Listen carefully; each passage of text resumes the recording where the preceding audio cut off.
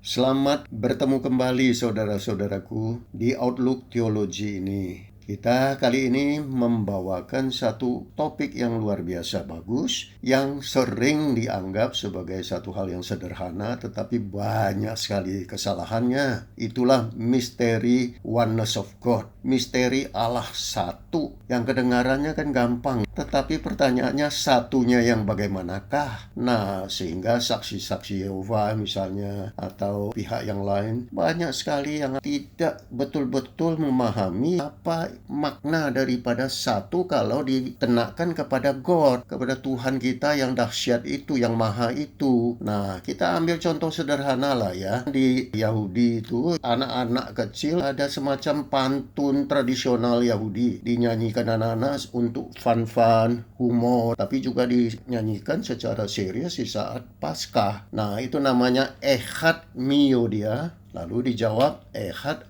Ani Yodia. Who knows one? I know one. Nah, one is our God in heaven and earth. Jadi anak-anak ini menyanyikan, siapa yang tahu one? Saya tahu one. One, satu itu adalah Tuhan kita di surga dan di bumi. Nah, kemudian diteruskan lagi pantun itu atau nyanyian itu. Who knows two? I know two. Nah, two itu apa? Two itu dua loh batu daripada Taurat. Kemudian diteruskan lagi. Who knows three? I know three. Nah, tiga itu siapa? Tiga itu adalah bapak atau nenek moyang dari orang-orang Israel, Abraham, Ishak, Yakub. Tiga. Jadi ini diteruskan sampai terus. Itu menandakan bahwa one itu, di sini kita bicara one, satu itu semacam hitungan bilangan. Nah, apakah itu benar? Inilah sekarang yang kita mau bicarakan, pencaharian sebuah misteri yang besar. Sekarang kita lihat ya, ini ada misteri besar, oneness of God. Ada dua gambar, yang satu ini adalah God is one, dan satu lagi one God. Itu pun one sama one ya, yang berbeda. God is one itu sebenarnya berbicara mengenai being one, keberadaan one-nya itu, satunya itu, bukan keberapaan. Kalau keberapaan itu one God, mono, bukan being one tetapi mono. God itu satu.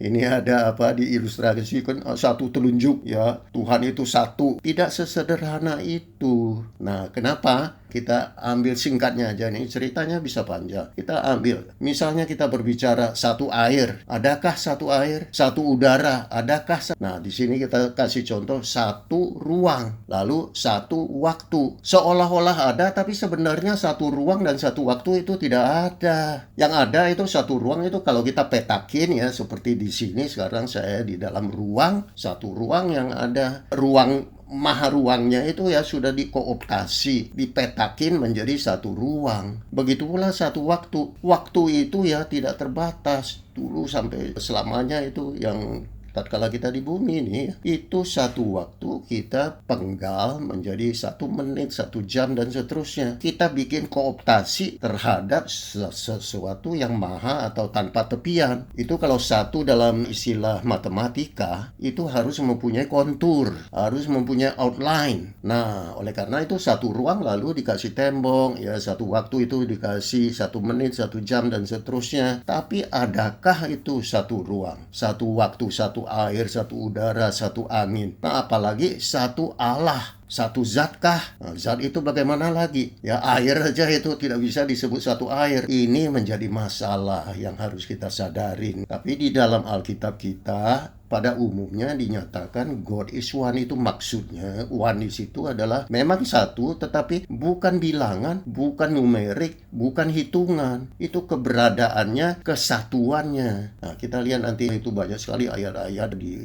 Alkitab sejak Perjanjian Lama, itu kesatuan atau esahnya. Ulangan 6 ayat 4, 32, ayat 39, Yesaya 44 ayat 6, dan seterusnya sampai dengan Perjanjian Baru. Yang ada sebenarnya sesekali one God, satu Tuhan, satu Allah. Itu sebenarnya lebih merujuk kepada definite noun, definite subject. Nah, sang Tuhan, Tuhan itu, al-ilah itu juga begitu kan, jadi Allah itu ya.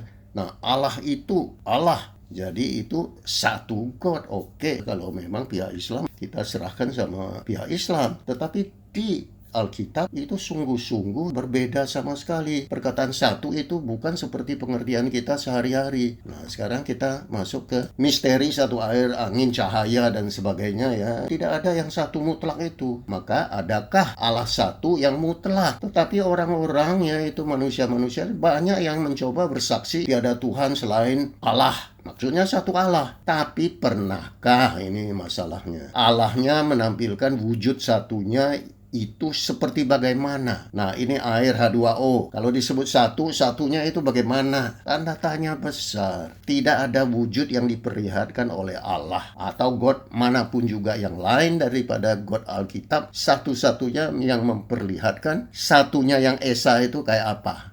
Nanti kita sampai ke sana. Jadi, kapan God itu menyatakan dirinya adalah One? Ini sangat penting. Itu tadi kita sudah singgung. Ulangan 6 ayat 4 itu adalah pengakuan iman ya, satu kredo, satu syahadat daripada orang Israel. Itu One itu disebut Echad. Nah, itu nanti kita akan kupas juga sedikit ya, tetapi itulah mulainya. Tetapi sebelumnya itu di Ulangan 6 ayat 4 itu ya. Sebelumnya di kitab Kejadian awal-awal, istilah satu yang Echad itu telah disahkan di Alkitab banyak sekali. Maknanya adalah kesatuan relasional yang bisa berbentuk dwi atau tri atau multi unity. Itu suatu entitas pribadi yang terhimpun menjadi satu kesatuan. Contohnya apa? Jelas sekali Kejadian 2 ayat 24, awal-awal dari wahyu Tuhan. Seorang laki-laki bersatu dengan istrinya sehingga keduanya menjadi satu daging. Echad, satu daging itu ya, itu merepresentasikan dua pasangan suami istri itu, ya Adam dan Hawa. Nah, itu kan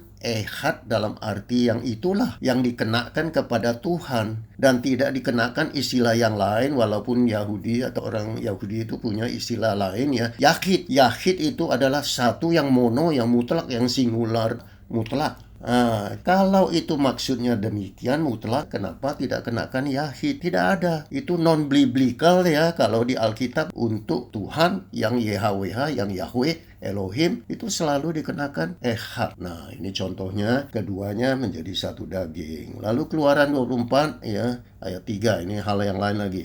Seluruh umat Israel itu menjawab dengan satu suara, setujunya itu satu suara. Itu kan suara itu terdiri dari banyak orang, itu ribuan orang, tetapi satu. Nah, jadi satu himpunan, satu pluralitas dalam keesaannya. Kembali kepada Ulangan 6 ayat 4 itu adalah kredo orang Israel, itu adalah dia punya syahadat. Dengarlah hai orang Israel, YHWH atau Yahweh ya, itu Tuhannya itu. Yahweh itu Elohim kita, Yahweh itu Esa. Nah, aslinya itu ditulis Echad ya. Jadi bukan Yahid. Tidak ada Elohim atau Yahweh itu dikenakan ya dengan Yahid. Padahal maksudnya yang tadi itu Echad Mi Yodea ya. Nah, itu kan anak-anak memantunkan itu secara bilangan. Kalau 2 itu loh batunya, kalau 3 itu ya bapak-bapak nenek moyang Abraham, Ishak, Yakubnya. Nah, itu kan semua bilangan hitungan ya. Begitu pula di Perjanjian Baru Yohanes 10:30 itu jelas sekali. Aku dan Bapa adalah satu.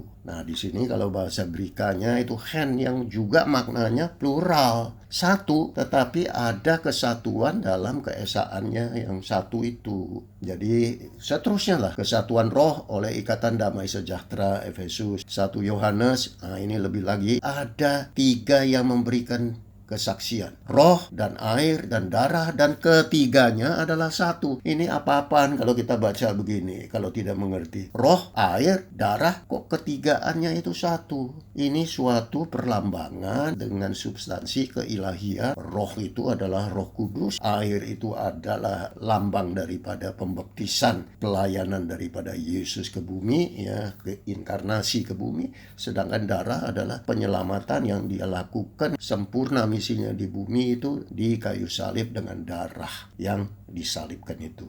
Nah, jadi demikianlah mereka bukan lagi dua, melainkan satu. Markus ini kembali lagi, satu adalah kesatuan, bukan dua untuk pasangan suami istri, tetap satu. Dan ini adalah gambarnya. They are no longer two, but one. Mereka bukan lagi dua, pasutri, pasangan suami istri itu, tetapi satu. Tetapi manusia kita-kita ini banyak maunya, banyak pinternya, lalu memberikan 1 tambah 1 sama dengan 1 ya. Nah, sehingga inilah yang disebut error matematika. Nah, pihak seberang juga sering mentertawakan, mengolok kita seolah-olah kok Tuhannya 1 tambah 1 tambah 1 sama dengan 1. Itu adalah error matematika. Bukan satu yang seperti hitungan atau bilangan numerik, itu bukan. Tetapi yang disebutkan satu itu adalah inner atau spiritual unity. Oleh karena itu di Alkitab disebutkan kesatuan tubuh Kristus bagi satu jemaat. Satu gereja dengan jemaatnya itu kesatuan tubuh Kristus. Ada orang-orangnya tetapi hilang ya, tanda kutip hilang di dalam kesatuan tubuh Kristus. Nah, ini yang harus kita sadarin. Satu yang demikianlah yang dipakai untuk Tuhan. Sebagai kritik atau koreksi, kita bisa lihat slide ini menunjukkan oneness of God. Yang di Alkitab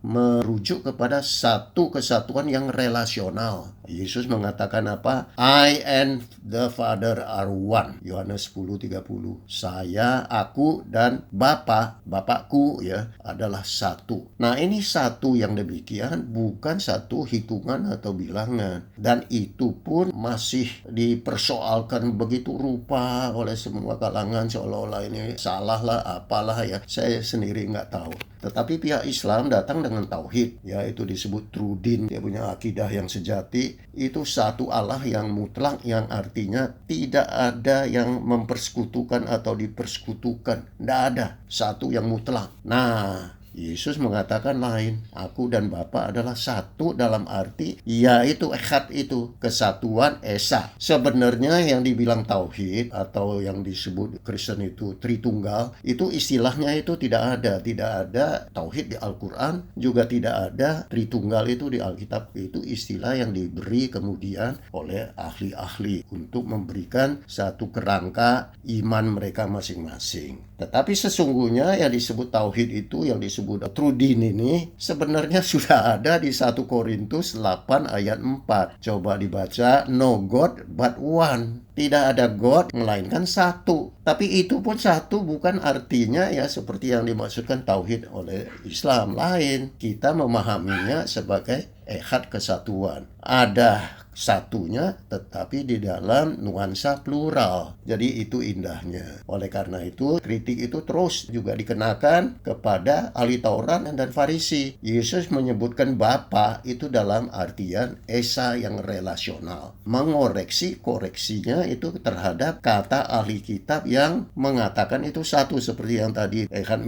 Udia dari anak-anak yang berpantun-pantun. Makanya angka 1 kalau itu dimaksudkan dengan bilangan atau hitungan ujung jari itu kita cross. Itu tidak demikian maksudnya, melainkan being one. I and the Father are one. Nah, Yesus memberikan penjelasan kenapa begitu. Jadi Farisi dan ahli Taurat bilang ya, kami tidak dilahirkan dari zina. Bapa kami satu, yaitu Elohim, God. Tapi jawab Yesus apa terhadap mereka? Jikalau God adalah Bapamu, kamu akan mengasihi aku. Sebab aku keluar dan datang dari God. Apa sebabnya kamu tidak mengerti bahasaku? Nah, ini Tuhan Yesus telah mengartikan apa maksudnya dengan dia berkata, I and my Father itu one. Itu satu yang memang ya kesatuan, keesaan yang tidak seperti kita anggap itu seperti wah itu satu begitu aja ya, satu air yang tidak ada, satu cahaya tidak ada ya, bahkan satu bahasa juga ya. Bahasa itu apa? Nah, bahasa Indonesia misalnya kita mengertinya begitu kan, tetapi sebenarnya bahasa Indonesia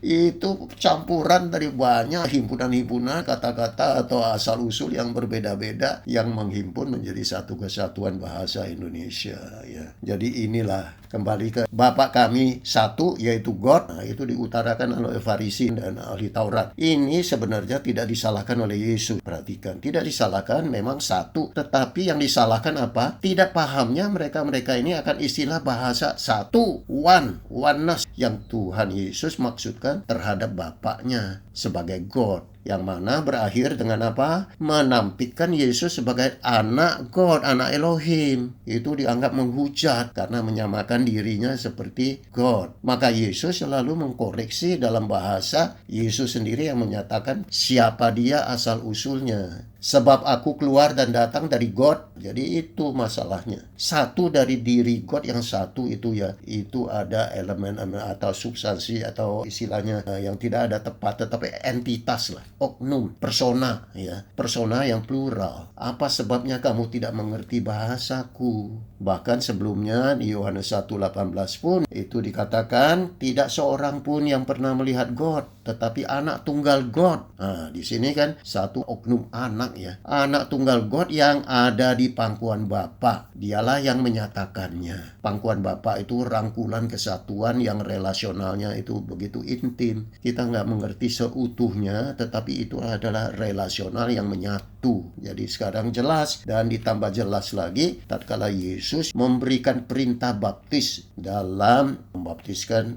orang-orang. Sekarang kita lihat ini slide yang indah ini ya. Ini adalah rumusan pembaptisan yang diinstruksikan, diperintahkan oleh Yesus dalam setiap pembaptisan orang-orang baru yang percaya kepadanya. Baptislah mereka itu dalam satu nama, yaitu Bapa, Anak, dan Roh Kudus. Jadi ini kelihatan kesatuan nama Bapa, Anak, dan Roh Kudus itu dalam satu nafas keilahian, relasi kesatuan ilahi. Satu nama yang dikenakan kepada sesama tiga persona. Bukan seperti misalnya yang dipahamin atau diputer, dipelintir oleh saksi-saksi Yehova bahwa itu adalah Son, itu adalah anak ciptaan Allah. Jadi itu adalah Allah kecil, tapi ciptaan. Lalu Holy Spirit itu adalah kuasa God. Itu bukan begitu. Sebab kalau begitu ya itu adalah mixed nature antara God dengan anak ciptaan dengan kuasa ilahi yang bukan ilahi. Padahal kalau kita lihat dengan sederhana, dengan jujur,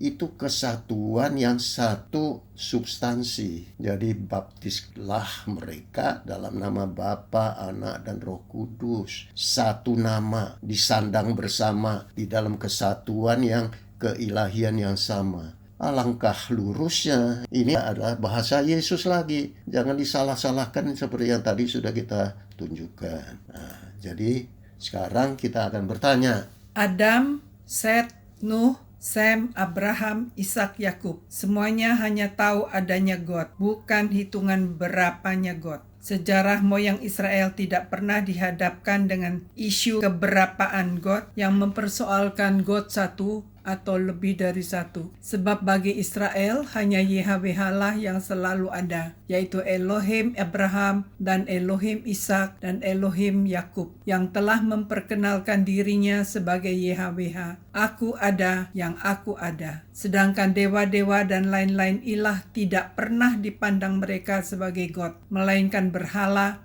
atau hampa semata alias tidak ada.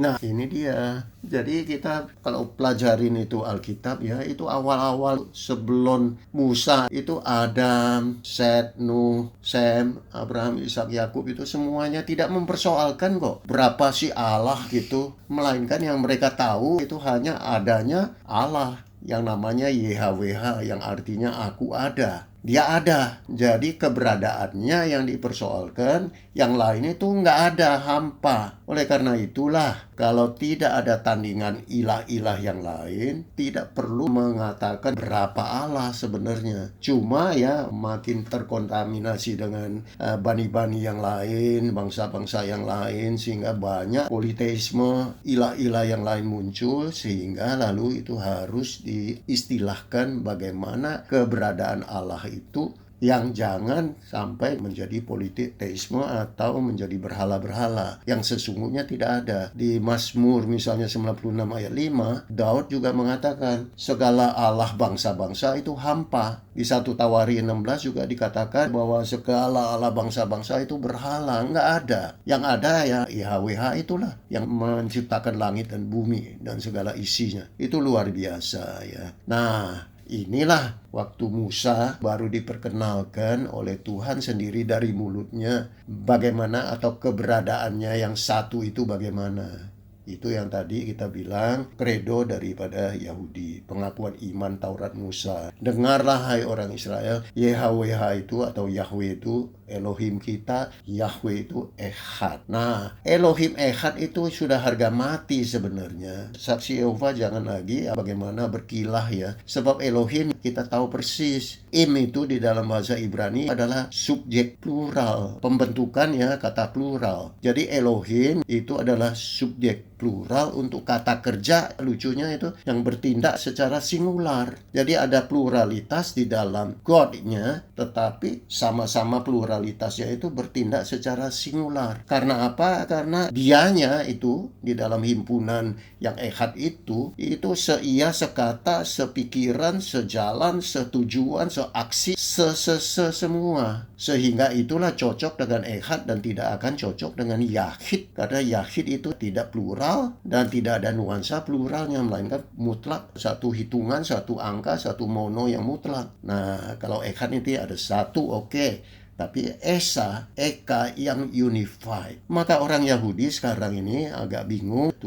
Mereka nggak tahu bagaimana menyelesaikannya. Dipaksa-paksa. Sebab Echad hanya dikenakan di Alkitab, Tanakh, Taurat mereka itu semuanya mengatakan ya YHWH atau Elohim itu Echad. Tidak pernah muncul satu kata pun mengenai Yahid yang digandengkan dengan YHWH. Tidak ada. Jadi Yahid yang dikenakan kepada YHWH itu non-biblical. Nah, satu mono padahal yang dimaksudkan mereka Yahudi ini Yahid itu ya satu mono, itulah Tuhan yang mutlak, yang tauhid yang dimaksudkan oleh termasuk Unitarian dan saksi-saksi Yehova, juga Islam ya. Tetapi Yesus mengatakan itu bahasanya itu bukan bahasa dia. Kenapa engkau tidak memahami bahasaku? Luar biasa. Nah, akhirnya sampai kepada kitab Sakaria, itu kitab-kitab terakhir, ini nabi terakhir di Perjanjian Lama. Itu pun dikatakan YHWH adalah satu-satunya. Itu pakai perkataannya Echad. Dan namanya juga satu-satunya juga Echad. Jadi itu Sakaria 14:9 itu bukan mono satu. Tak pernah ada YHWH Yahid.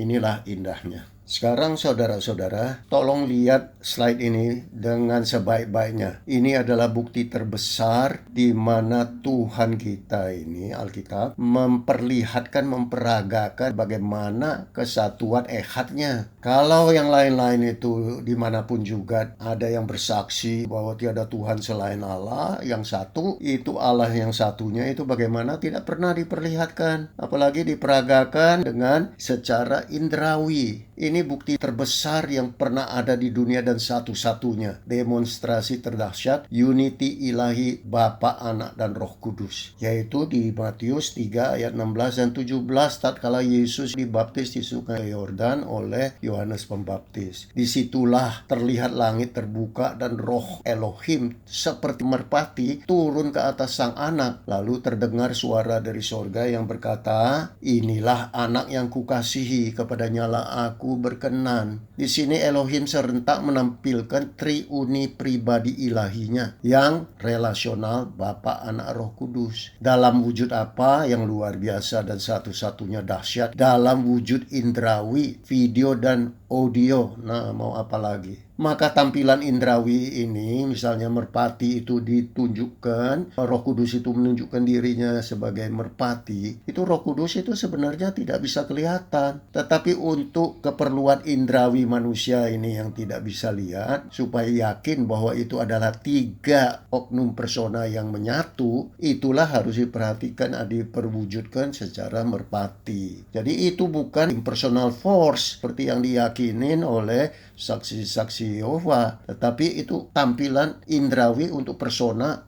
Roh Kudus. Nah, itu penanda ilahi supaya kita bisa lihat. Kalau enggak ya kita enggak tahu, berdebat terus ya. Kalau Tuhan God kita ini bukan triunity, maka tampilan indrawi seperti ini pasti sia-sia dan menyesatkan. Ngapain? Ini memperlihatkan ketigaannya di dalam satu kesatuan, dalam satu relasi yang sangat intim. Makanya disebut inilah anakku yang kukasihi dan aku berkenan, yang ada di pangkuan Bapa. Bapa dan Yesus, ya aku dan Bapa itu satu adanya. Itu semua kesatuan yang dimaksudkan. Nah, kalau itu belum cukup, maka Yesus menyempurnakan itu dengan perintah baptis dalam kesatuan nama Bapa, Anak, dan Roh Kudus sesaat sebelum dia diangkat naik ke surga. Waktu dibaptis di Sungai Yordan, tatkala dia memulai misi kemesiasannya sebagai juru selamat. Tatkala selesai, dia memberikan rumusan baptis. Baptislah mereka dalam satu nama. Kembali lagi untuk menegaskan itu. Jadi sekarang kita simpulkan satunya itu sebenarnya bagaimana. Tidak bisa macam-macam istilah kita, tetapi lihatlah slide yang memperlihatkan kesamaan dalam praktis segala sifat, gelar, dan yang disebut milik ilahi. Yesus bilang dalam Yohanes 17